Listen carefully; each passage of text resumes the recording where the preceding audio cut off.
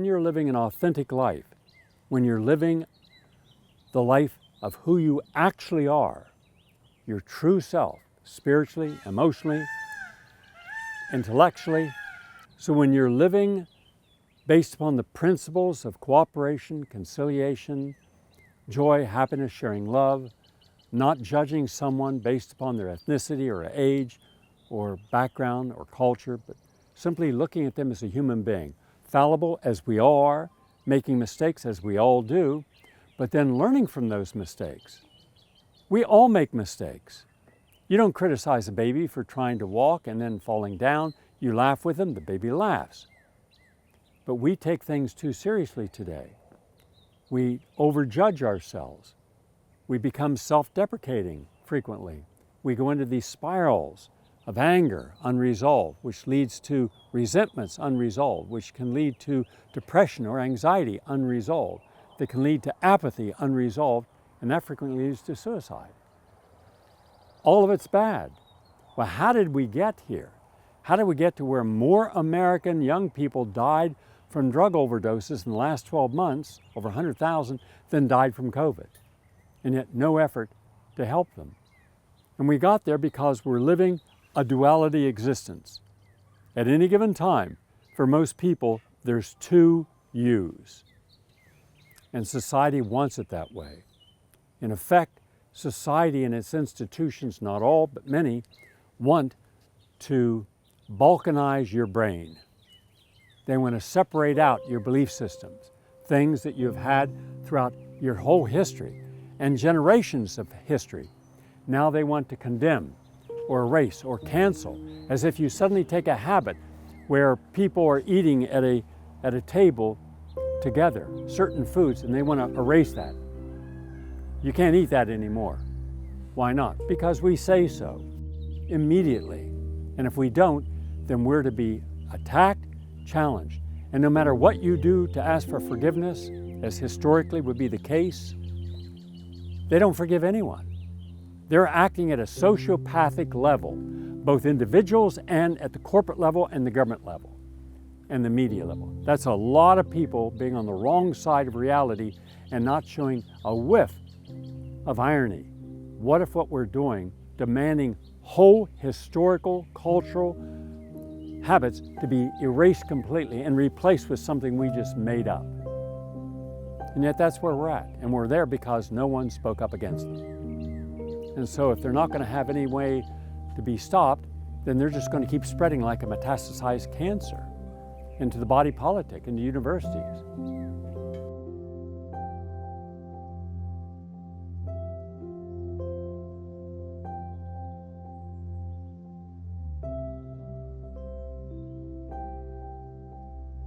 So that's why this talk I'm going to give, I believe, will be empowering and give you some of the tools you need. I call it a new definition of singularity. How do we allow our achievements to imbalance our lives? Because I want to get to where duality exists. And we never talk about the downside of success, the downside of achieving your goals. Everything is based upon how to 10 steps to achieving your goals, right? Well, what if in the process of achieving your goals, you also create imbalance in your life? I'll just give you a few examples.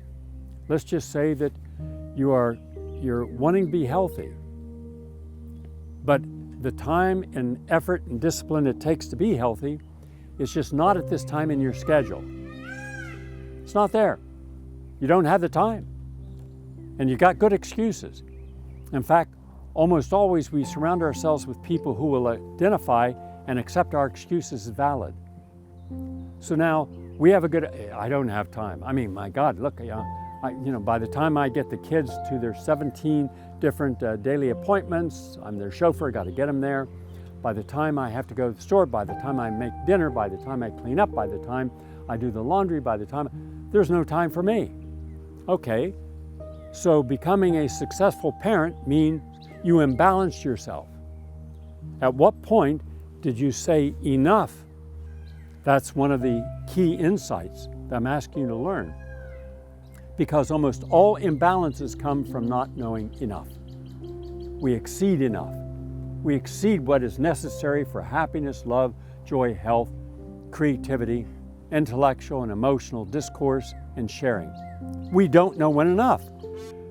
Be around someone who's emotionally insecure. What do you feel when you're around someone who's emotionally insecure? What? Awkward. What else? Drained. You bet. What else? Huh? Anger. What else? Anxious. Come on, I want to hear it. Walking on eggshells. What else? Negative energy. What else? Empathy. Fatigue. Fear. Annoyed. All of those are correct. Because what you're dealing with is a bottomless pit of need. So there's never enough of something there. And yet you're giving all you can, but the moment you don't give what they expect at that given moment, you never gave anything. And suddenly everything is simply wiped away as if it was never given. That's what it means to not know enough. In the real world, enough should be just to acknowledge a person. You don't have to do anything more than that. Because the moment you do any more than that, you're no longer in a balanced relationship. Now you're negotiating a quid pro quo. I'll do this, you do that. I'll do this, you do that. And now you got all these excess responsibilities built up. And no one asks, how many balls of responsibility can you juggle before you realize you can't keep juggling them? You're burned out. Ask anybody who's been overly responsible in their life. How many of you have been overly responsible? Done too much. All right? And what did it feel like when you finally crashed? Okay? Because then what's left from the residue of being in the wrong place with the wrong idea, with the wrong people? Then you've got to be able to say no and release from people that are over demanding and have too many expectations of you. Because the day will come when it's inevitable you will not be able to be everything that person needs you to be. Not just once, needs you. These people are like emotional parasites. They suck the life force out of you. How many have experienced that? Hands. Almost all of you. So this is real. So you have to then determine what's enough in a relationship. A relationship should always be 3 entities, never 2. You and your needs, the other person and their needs, and then what you're willing to contribute to share together. And the whole idea is, well, they're everything to me. Man, that's a bad relationship. Because it means that someone does not feel they're enough to be enough in their own life, therefore you're the missing piece of that life. How long can that facade go on? A half person wants another half of a person to make a whole person. That never works. So we have to understand that we have to be enough in our own life because no one else can be our missing part. We have to resolve our own conflicts because someone else can't resolve our unrequited needs. We have to be able to deal with anger, not just someone who is an unpaid therapist to hear all of our diatribes against what we're angry about. But just not knowing when enough's enough causes imbalance. How many times have you seen people who are overweight because they couldn't stop eating? Because that was how they were relieving themselves of their stress. Comfort food. That creates imbalance, doesn't it? Now you got duality. You got a person who knows what health is, wants to be healthy, but everything they're doing is creating unhealth. So they're manifesting disease at the same time talking about being healthy. And that's why until you can recognize and identify imbalance, you are going to continue living this dual life. People say, I want a quality of life, but you live in Manhattan, you live in Los Angeles, you live in Chicago. Right now, and for the foreseeable future, there's not going to be a quality of life as it was in the past. You can no longer just go for a walk in Central Park at night. Or many places, you're just going to be putting yourself out there to be a potential victim. Because the city and its administration and its body politic has been so perverse that it has given unlimited apologies for people who commit crimes, and constant forgiveness if you commit crimes, and no bail to go right back out and commit it again, which they do. But if you make one gaffe at some point in your life where you said something that you shouldn't have said, or maybe you thought it was okay then, but it's not now, your whole life is destroyed. No forgiveness. That's duality. You're forgiving people committing crimes, and you're not forgiving someone who didn't commit any crime. They're just disagreeing. They thought someone was funny. They thought George Carlin was funny. They thought Dick Gregory was funny. They thought that Eddie Murphy was funny and Don Rickles was funny, and you didn't. Now you attack them. And no matter what they say after that, you don't forgive them. So you'll forgive a rapist, a murderer, a slasher, a person pushes people in front of subway trains, but you won't forget someone. What does that tell you about that person? And then the larger community they start manifesting into, the group think, the consensus.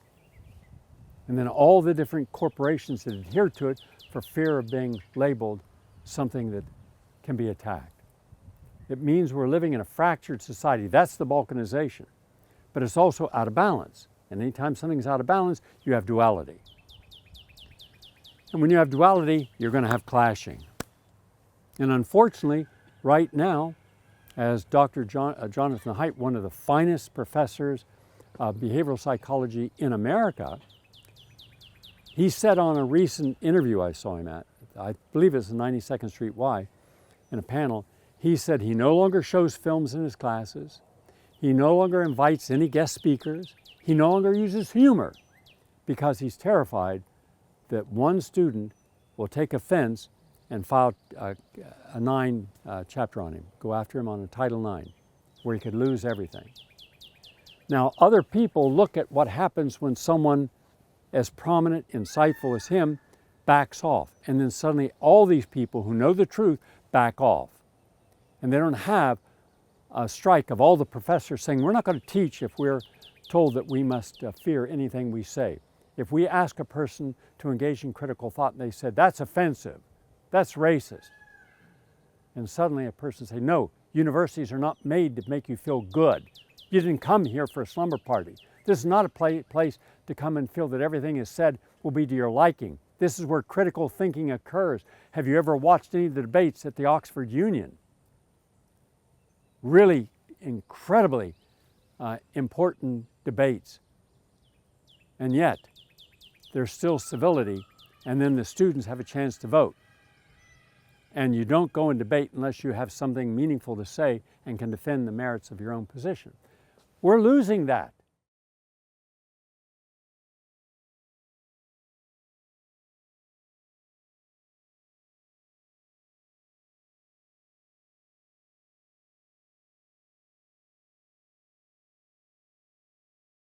In American university, we're losing the capacity for critical thinking. That creates duality. So we now have a nation of people who are willing to do stupid things and not consider themselves stupid. Well, I'm an elitist, but all your actions show that you're making stupid choices. So how do I reconcile a so-called smart person from a smart university making stupid choices? I'm going to judge you based upon what you do, not what you say. You are an extension of what you do. So don't lie to me and tell me you're one thing and then do just the opposite and expect me not to pay any attention to this over here. And look at all of our institutions. They've all betrayed you with the same duality. We're going into Iraq to get rid of those weapons of mass destruction, and we're going to bring peace, we're going to bring freedom, and we're going to bring democracy to Iraq. Oh, hold on, you said that about Vietnam. You said about that Afghanistan. And look at all the countries that we've gone into. We've brought war, carnage, destruction, displacement, and no one ever held accountable. Not even in the media, not in any form that a person's actions that cause death and destruction would be held against them. That's duality. Oh, doesn't he look presidential when we look at Barack Obama or one of the other presidents? I don't care how you look. What's your plan? Tell me what your plan is. Clinton said he's going to help the poor, and he takes away their unemployment benefits. He feels your pain, And he puts more African Americans and Latinos in prison than any president in American history. He cares about the immigrants, and he deports more than anyone else. Barack Obama builds the cages. But they say they care about people. Well, if you care about people, then have a meaningful working immigration policy that takes into account how are you going to get them to speak English. You're going to have to teach them. What if they come across with diseases? You're going to have hospitals and clinics to help them overcome how they're going to get work. You want them to go work as slave labor and out in California or someplace picking beans? No, you should counsel them so at least they have a chance of getting meaningful employment. But you're not doing any of the above. You're just allowing them in because you want the vote. It's that simple. Well, at a certain point, imbalances become so grotesque, they collapse. And when an imbalance collapses, you have a heart attack or stroke or cancer, you go bankrupt, you get divorced, you get fired, and then you end up in a mess because you weren't paying attention to the basics. What do I need in life to maintain my balance? In all things. So if you're working too hard and you don't have time to take care of yourself, you're out of balance. You're a dysfunctional person. That means you can hide your dysfunction, as people do, when it's necessary, like on the job. Aren't we all surprised when, God, that guy was a killer? I mean, he's worked here for 20 years and he never showed us a gun, never said he was going to kill anybody. Yeah, he was a killer. Who knew, right? So people will lie. People lie all the time, every day, all day. We're a nation of liars. And we're not the only country that lies, but we've mastered it because we can lie and deny it simultaneously. And we end up with bad results and then we blame someone else. We triangulate that, so that's not my fault, that's their fault, their fault, their fault. No, it's your fault. So smart people do smart things, stupid people do stupid things, good people do good things, and bad people do bad things. How difficult is that to understand? But we reverse it. Oh, no, Gary, good people will do a bad thing, but they're still a good person. Really? Let me figure that out. No, a smart person, they're smart. Now, occasionally, maybe they make some error. Everyone I know who's successful is a failure at life. Every single person. And I knew personal friends who were billionaires back in the 1970s when making $1 billion was a big deal. And they were still stupid. Right? Because I knew them one-on-one. So I knew the dark side. But they spend a lot of money covering up their dark side. And they had other people make excuses for them. And today in the media, we can erase your bad part and we can make you be something you're not, like Zelensky, head of Ukraine. How did he end up with $1.2 billion? And it was shown when they uncovered the Panama Papers. All these billionaires and royalty and corporate CEOs have all these properties all over the world hidden in shell companies. So if they're sued, nobody will know that they own that stuff. Well, 1.2 billion, that's not a lot in Ukraine compared to the average person. Yeah, it's an awful lot. And it didn't come because he was a choir boy and got donations. It was F. Somerset Maugham, the great essayist, who said, "Do not allow the public behind the scenes, because it is the illusion that they love, not the reality. That will only disappoint them and they'll be angry at you." So we don't want to see that people are just people. We want to see them in all their glamour. We want to see them spending days getting ready for their red carpet appearance and giving us a little meaningless chatter. You know, we want to think they're different because surely they wouldn't be as, let's say, as living the same life we live, because they move away. They eat in different places and they dress differently and they have different cars and they have all these famous friends, and unusual because all these friends air kiss everybody. You know, there doesn't seem to be anything real, because it's not. And that's true almost in all professions now. When a person breaks out of the common, they want to go to the unique. And to get into the unique, you got to lie. You got to be all illusion all the time. And as long as you're living the illusion, you can sell the illusion. But then you take a look at it and you see it was all a lie. Almost everything's a lie. The reason we were in Vietnam, a lie. Iraq, a lie. Afghanistan, a lie. Libya, a lie. Syria, a lie. Honduras, a lie. Venezuela, a lie. Ukraine in 2014 in the coup that we sponsored, a lie. Healthy foods in the breakfast in the morning, a lie. Healthy snacks, a lie. Healthy alcoholic beverages, a lie.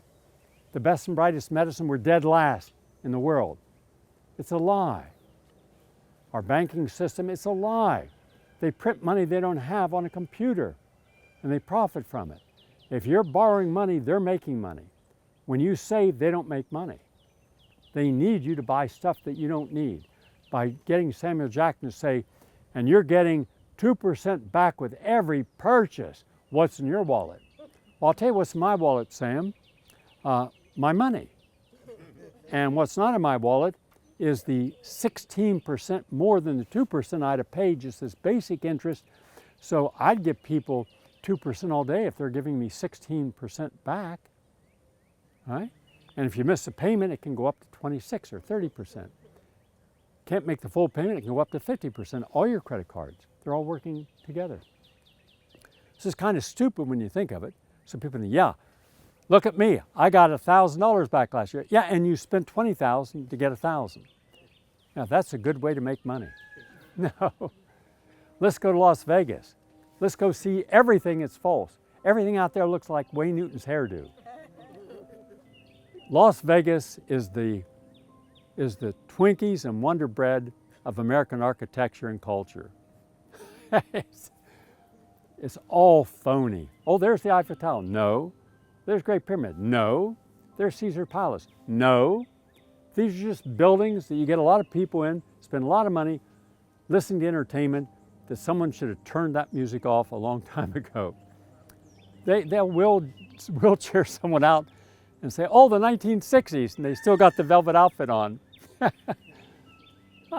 God, a person can't sing, oh, that was wonderful. It wasn't wonderful. When you make something that's not wonderful seem wonderful, that's the game.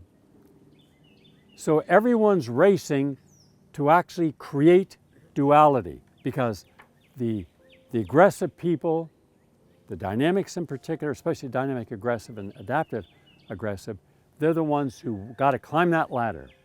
What ladder? Who put the ladder there? What's it made of? How tall is it? How many steps can you go at a time? Oh, they're climbing that ladder of success. No, you're imbalancing yourself with every step you take. When you're getting up early to go to work, to be there all day, to focus on making money and enhancing your career and your status, it's all an illusion. Everything's an illusion.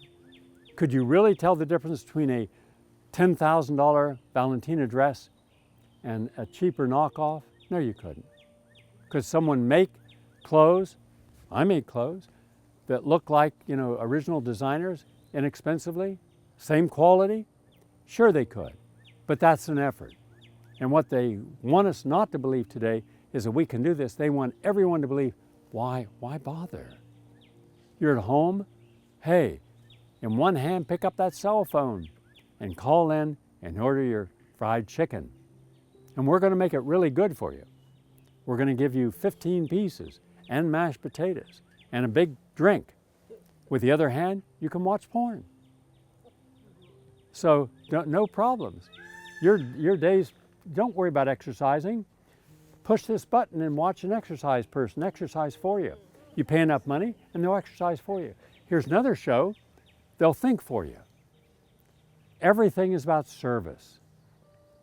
Nothing about self-sufficiency and doing it yourselves. That's the world we live in today. So that creates duality. Remember, when there's no balance, there's imbalance. Now we either transgress into imbalance, in which case we maladapt to imbalance, and therefore the synchronicity of our singularity means that we're harmonizing with a negative energy. Or we transcend the negative, we transcend the duality, we transcend the maladaptive and get back to the basic, our true, authentic, spiritual self. But you can't do that unless you understand where you're in balance. We're in balance with our health. Only 7% of Americans on a daily basis do something that encourages health. 7%. That tells you a lot about our belief systems. Well, if a person's too lazy or indifferent, to actually do something about their health, how likely they are to vote for the right person for office or commit themselves to a cause greater than their appetite. They're not, right? Because they're self-absorbed on comfort thinking, no critical thinking. Opinions, yes, but opinions are vapid. Now think also about money. Where does money come from? How is money created? Do you know? Do any of you know how money is actually created? Do you know how banks make their money? Do you know the role of the Federal Reserve? Do you know who owns the Federal Reserve? Well, that's important. I'd want to know, and I do know, because I want to know, how do banks make money off money? And they make fortunes. They're the wealthiest group in America, in the world. They have huge, huge asset value. And yet what do they produce? They produce debt. When you take out a loan, you have debt. That then becomes an asset. The interest, the differentiation, what it costs to print money on a computer or any form of, only I think about 2.5% of actual monies in paper or coins, so it makes it very easy for them to go digital, because that's another way of controlling your life. Oh, you mean I don't have to carry any money anymore? No, so you won't forget to have the right amount. All you have to do is just go up and put out your palm of your hand and everything's good. Well, that's good. For a whole generation, that's perfect, but not for people with critical thinking. Well, does it also mean that if you don't like what I'm buying, you can stop it? Yes, that was actually in Trudeau's proposal for his Emergency Act. They actually stopped bank accounts from receiving money, credit cards from making payments for people that brought food to the truckers in Canada. So if someone's willing to be that extreme, imagine what they'll do when you have no more power. They can control everything you purchase. Oh, sorry, but your credit allowance for the year is because your carbon credits are at their max. And being green and conscientious, you can't go on that trip, you can't use that plane, you can't take that car, you're grounded. Oh, you were talking out about something that you felt strongly about. Well, that's not good. We've just demoted you from acceptable to unacceptable in your social credit score. China's already doing it, and other countries are lining up to do it, including Australia. So just understand that creates imbalance, because then every time we give the government anything, it's taken away from us. But you have to know who you are in order to say, hold on a second, that's not good policy. But if you're not educated, and it's not because you don't know something, it's that, did you want to know something essential to your life? No, that takes a lot of work. So in other words, you want to stay stupid. And so as a nation, we're really, really, really stupid because of all the things we do that is against us, against society, against helping people, against helping our own people. We have 2.5 million homeless children. We have 46 million adults that are at the poverty level. We have Americans actually earning under $2 a day. Shouldn't we care about them? If we're really caring, but we don't. We'll do photo ops for celebrities giving away, turkey meals and whatnot on Thanksgiving. That's it. So that shows by what we don't do, what we don't care about, and manipulating what we do to always gain back. Coca-Cola and Pepsi-Cola are owned by outside companies, Vanguard and BlackRock. They own the majority of corporations in the world, in every industry. So whether you're drinking Coke or Pepsi, they're making a profit from you. Whether you're eating from McDonald's or Kentucky Fried Chicken, they're making the profit. Whether you bank in Bank America or Goldman Sachs, they're making the profit from it. And they control the board of directors, so they control policy. Now these people manage trillions of dollars in assets. And they are then the lords of the world. And nobody talks about them, because what medium are you going to use if they don't control? They control the media.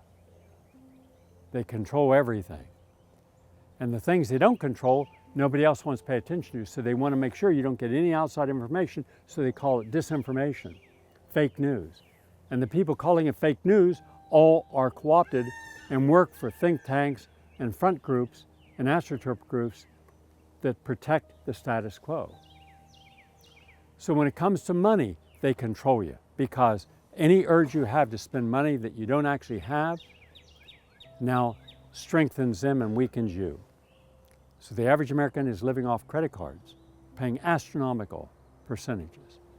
And if you made the mistake of having a payday loan, you can buy a couch for $100 and pay $500 in interest back for it. Why buy the couch? I'd rather sleep on the floor than be indebted.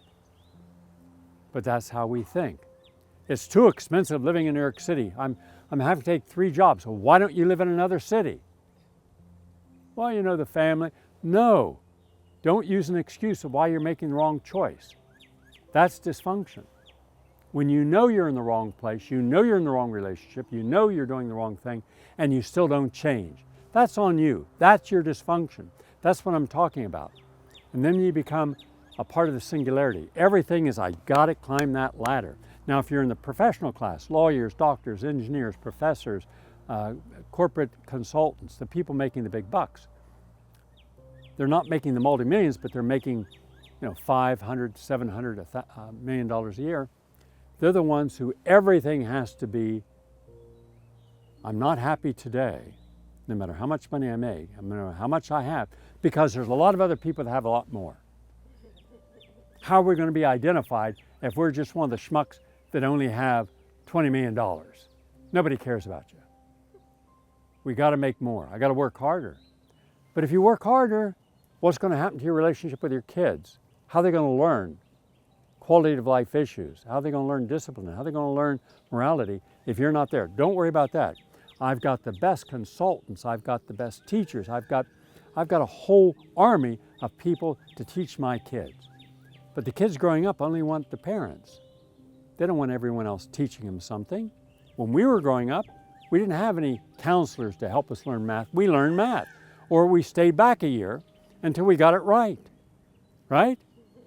Today, you can't keep anyone back. If you do, you're a racist, in which case you'll be fired from the school and branded for the rest of your life. And all you wanted was a kid to learn, don't take a shortcut, because in the real world, there's not going to be a shortcut. So we deceive people. There are people in Harvard today who failed because the school they came from didn't teach them the real critical thinking and the subjects they needed to learn. Now they got in there with their kids that really learn, and they're dropping out. Then what advantage did you give a kid to not give them the proper tools to succeed? That's not right. Never put a person in a position to fail, because they will. But at the same time, never put someone in a position to think that they're going to win because of the advantages they've been given. Because in the real world, I've hired and fired a dozen or more of these millennials. It's 11 o'clock, you were supposed to be here at 9. Oh, you know, we were up all night doing blah, blah, blah. I don't care what you were doing. I'm paying you. An hour later. We don't watch porn in my office. Why not? What's wrong with you? I need some of this. This work is boring.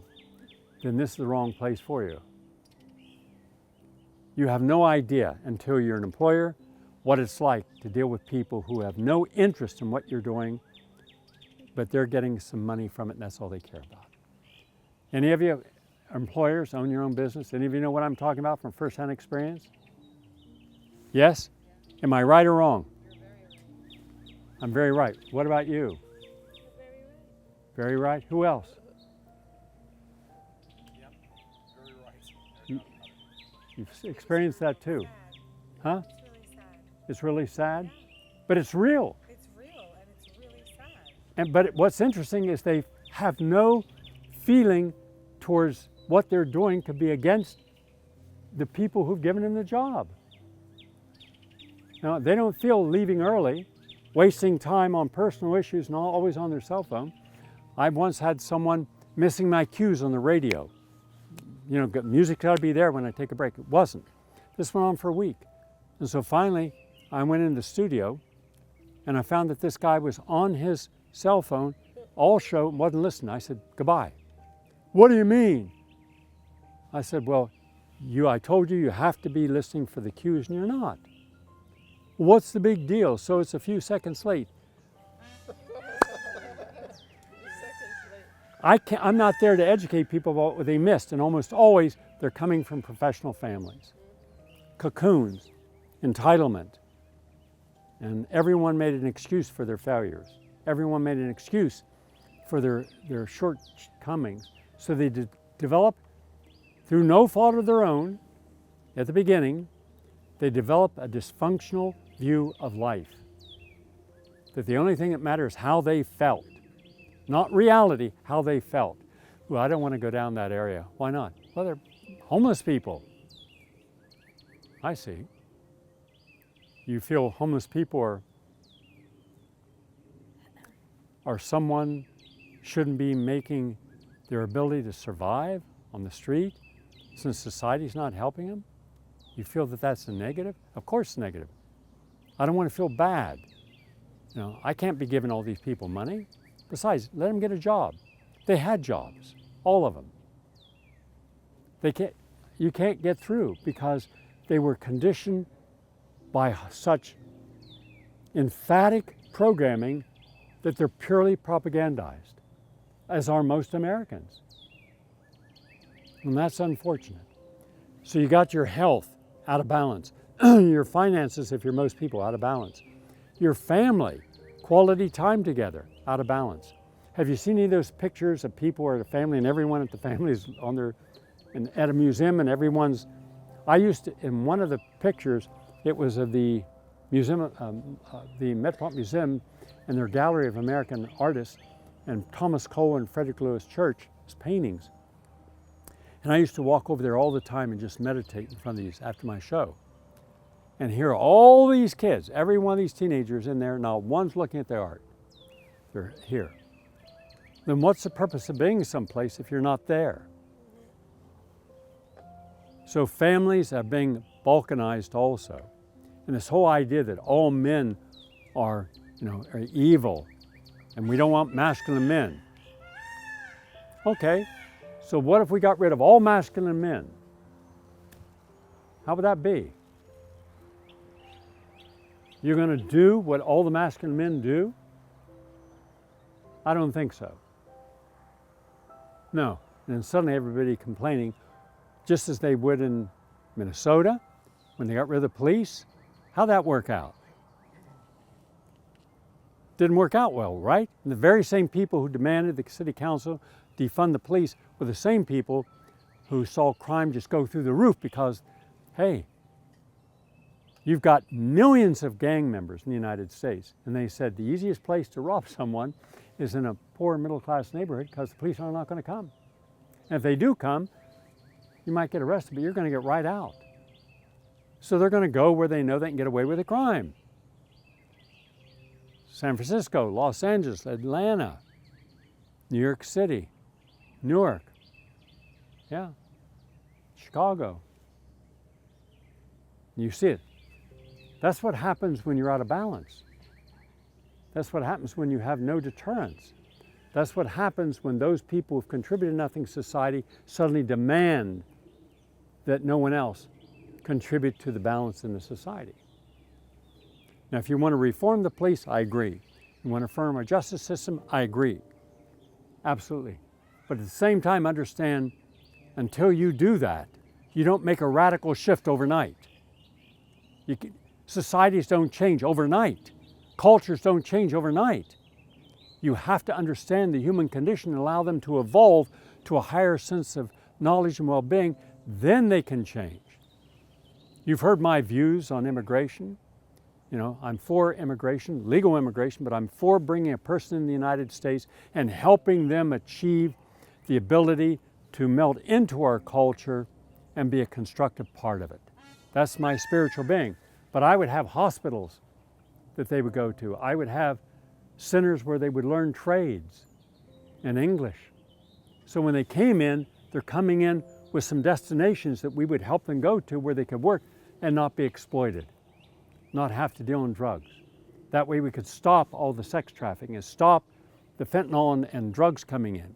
Because does anyone take responsibility for all the cartels getting all the drugs in the United States that kill people? And yet I'm against the war on drugs. You've heard me mention many times, in depth, why I believe that we should not have a war on drugs. Instead, we should have an education about why we use drugs. Go to the cause. Why are you going to do something? Why are you going to do something that could kill you, that will put your whole family in distress, that's negative at every level? Why would you do it? And listen to what they're telling you. Look at the cause of things, not the symptoms. I don't want to see 16 police officers around a scene with yellow tape. That's after the fact. What could have been done to stop that? And we're doing all the wrong things all the time on all these issues.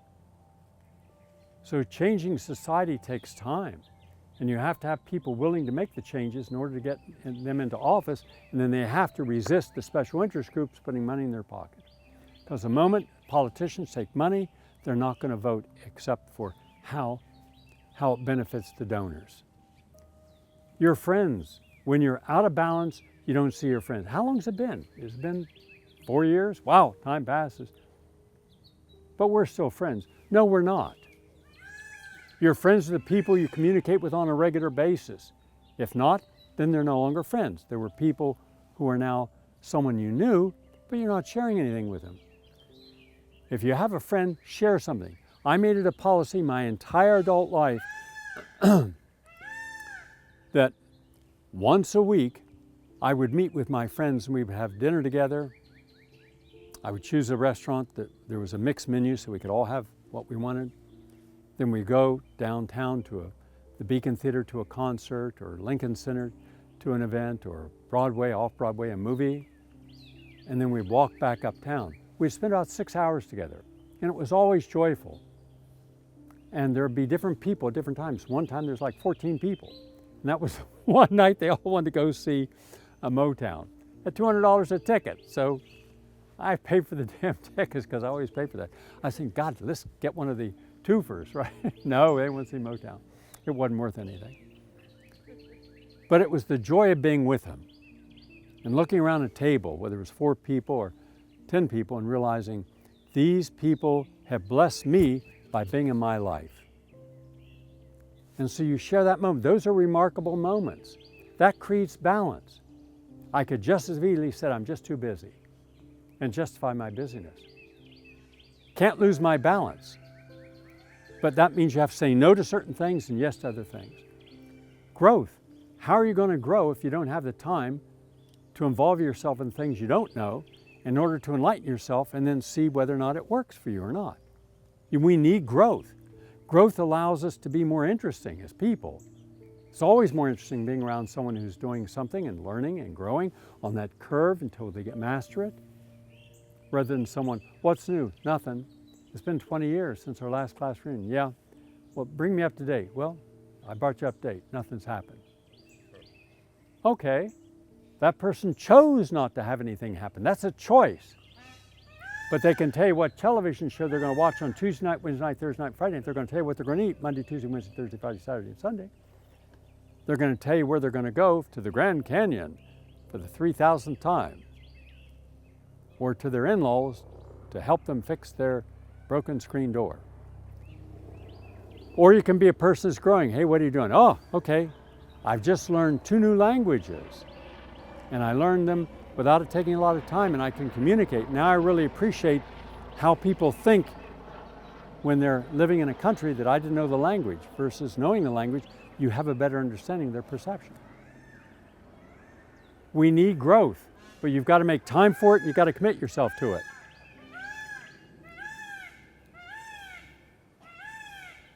One of the most important qualities of rebalancing your life and transcending the dysfunctional self, the duality self, is time. And a long time ago, I realized that I was so interested in so many things that I wanted to master them. But also, I didn't want to imbalance myself. So every day I would have a schedule of what I was going to put in there. I'm going to go out early in the morning, do my exercise. Okay. Then I was going to go, at one time I'd go down to my office on Franklin Street where we did fulfillment and the filming. Then I'd go up to the east side, 92nd Street, the Tri-State Healing Center, and make sure that everything was going well up there. Then I'd go over to the health food store at 89th and Broadway, then down to my office at 83rd, and then finally down to the Tri-State Healing Center at 72nd. I'd do all that before 1 o'clock in the afternoon. I'd do my radio show, then I would spend my evenings, the first part of my evening or the last part of my evening at the Institute of Applied Biology doing original research. I would go out with my friends, I'd go dancing. I put it all in a day. All right, everything got done. You know why? Because I didn't waste my time. I didn't take nonsense phone calls. I didn't allow anyone, family or otherwise, to assume that they could control my time because they wanted to waste it. And most of the people waste your time. Isn't that right? Unless something happens, oh my God, I'm glad that you came into my life because what you just said is so important.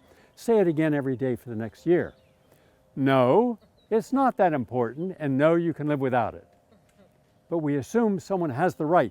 You should have a barrier between you and public access to you, because the people that know you best and your family will always transgress that if you have no boundary.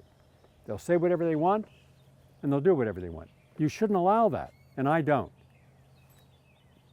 So I'd rather be alone and happy, which I am, than to be around someone who is emotionally needy. I could have filled my life with a lot of wonderful people, and I've had wonderful people in my life until they were no longer wonderful, in which case I said goodbye or given an ultimatum. Marry, children, settle down. No, no, no. I'm going to go find someone else. Good for you. And they did. In fact, I just passed one in Riverside Park about 2 years ago, just before COVID, and I was going for my workout, and I heard Gary. I'm looking around. I couldn't see anyone. And the person said, Gary. And I looked over there. And I thought, no, I don't know her. And then I realized, oh, Christ, that's the woman I had a 5-year relationship with. And so I said, okay. So I went over. Hi, blah, blah, blah. And she had so radically changed, I could not recognize her. I mean, radically changed. And I'm thinking when I went on with my workout, wow, she was the one who said, marriage, children, settle down. And if not, I'll find someone else who will do that. I said, well then, why not find someone else? Because it doesn't matter who I am. Put a different face as long as they have money and will give you financial security and give you a child, then you're fine. So you got your pick of millions of people in America. 2 weeks later, she was engaged, pregnant, and got exactly what she wanted. The trouble is, she didn't get what she needed. Big difference. When we go short, we get what we want in the moment. That's impulsive. What we need is someone to challenge us in a constructive and positive manner. There's only one person, a photo in existence of this person and me together. I never bring anyone in my life into the public view because there's so many dysfunctional people in my audience. I don't want them harassed. But I realized one day, with my life being as rich and full of adventure and creativity and challenges, that the one thing that would imbalance it is someone who's got a lot of problems. And suddenly I no longer have a relationship, I have a patient. And I don't want another patient, not after about 60 to 70,000. I want someone that I can share with who is balanced, happy, fun, enjoyable. That person is never boring. But get someone who is tedious and ill-tempered or predictable or makes excuses. That's the person I don't want in my life. Now that's just me, because I'm not lonely. Being alone doesn't mean loneliness is your reward. It means you can appreciate your time because you're thinking and doing something for yourself. Now, if you're able and blessed enough to be in a healthy relationship, a happy relationship, good. I'd do that tomorrow. but I haven't met that person yet. I haven't met a lot of people.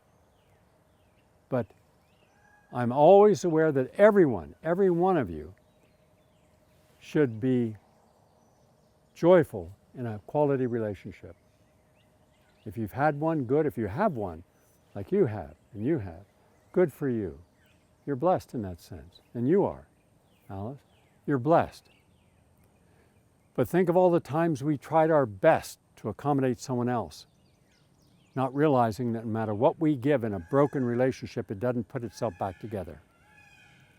You don't want resentment. You don't want anger. You don't want jealousy. You don't want envy. I won't tolerate that, ever. Because when someone's jealous and envious, that's gross imbalance.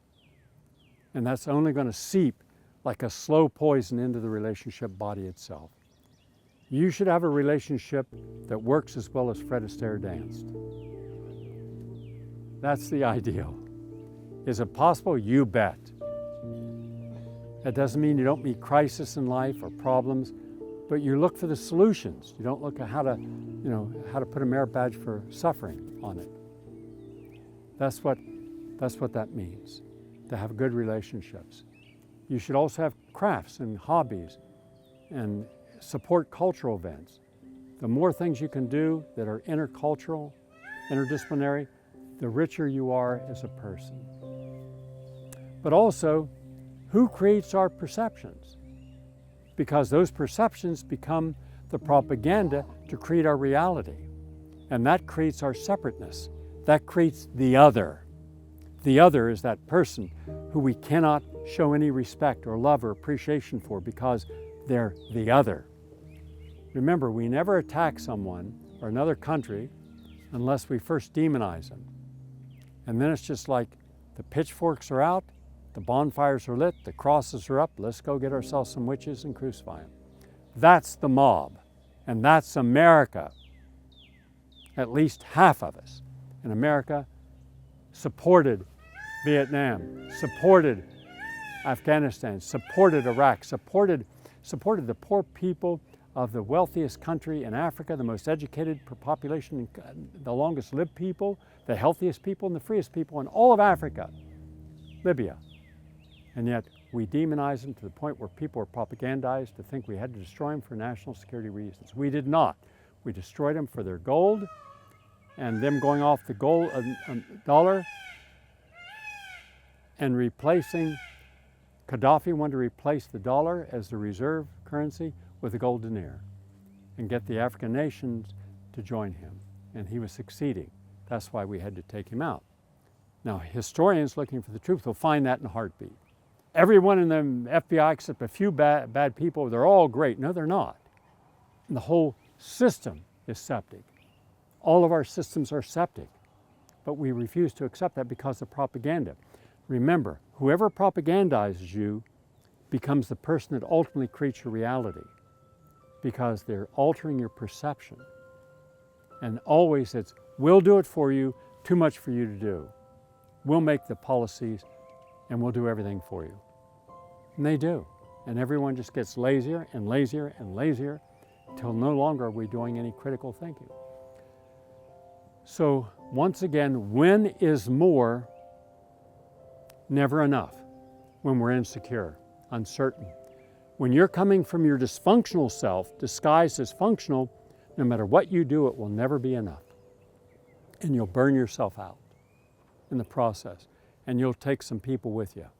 They'll be burned out from hearing you and watching you and being close to you. You'll burn it, it's scorched earth. So you got to stop and say, isn't it enough already? And the answer is yes, it is. When you got enough, stop and enjoy life. Otherwise, it's just everything is going to bleed slowly until one day there's no blood left. Stop trying to strive for other people's style of living and what they believe is the value of an artificial pretense existence, because almost everything they create is artificial. You're just not there to see it.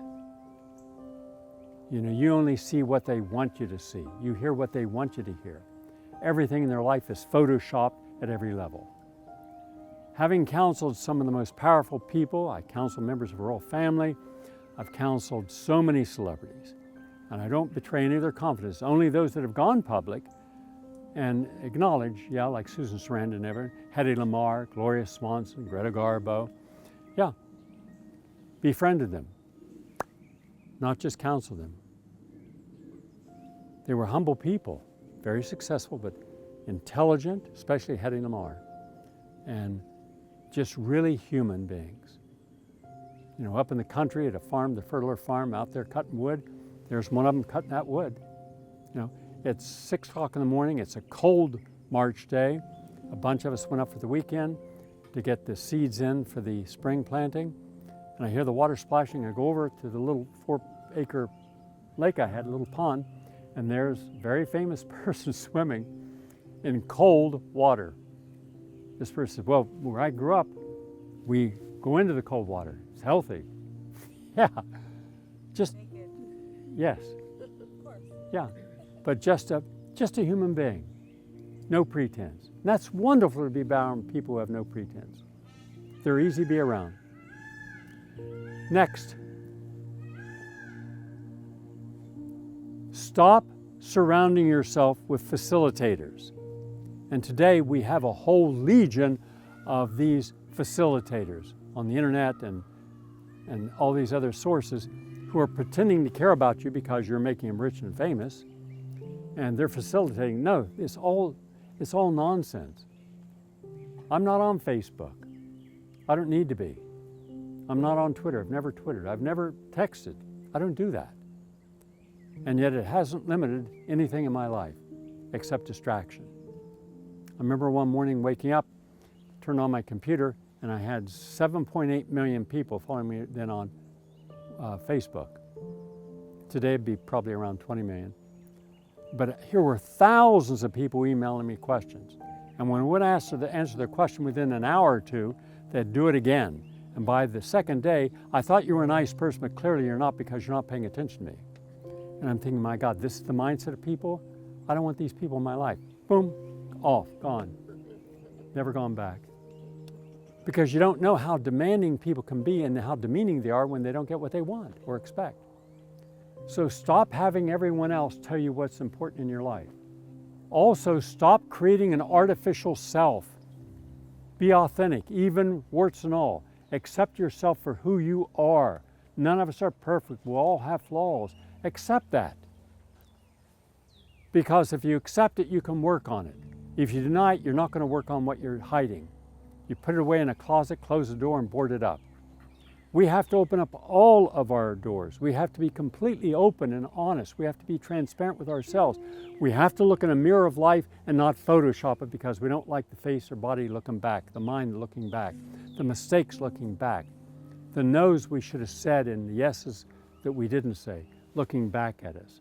You can't live your life in remorse. You can't go through mourning for all the missed opportunities because there are just too many.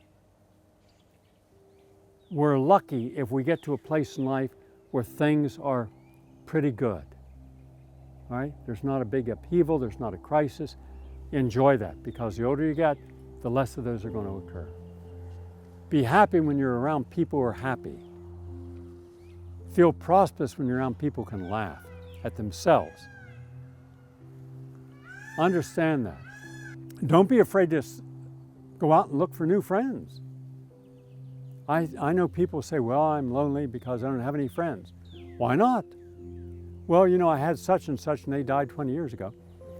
You're talking about friends from childhood, your friends from college, friends from work. No, go out now and find people. Do you realize how many people, millions, tens of millions of people would love to be your friend, who have something to share with you? Life experiences. Isn't an older person with life experiences far more interesting than someone who's never done anything? Yes, you have the benefit of wisdom. You have the benefit of insight. You have the benefit of living a life of meaningfulness. That's a lot of positive to put into someone else's presence. So you harmonize and you share that energy together. Because you're not trying to make anyone else over into your needs or images. You're letting them be and sharing the best you can with them. So there's no shortage of people who will be your friend, but you have to get out of your comfort zone and stop fearing rejected. Well, I'm too old. You know, people start feeling too old at age 40. You know, they started self-isolating. I know people. So, are we clear? Get out of your cocoon. Make new friends. That ends part 1 of our discussion. Tomorrow, part 2. Good night.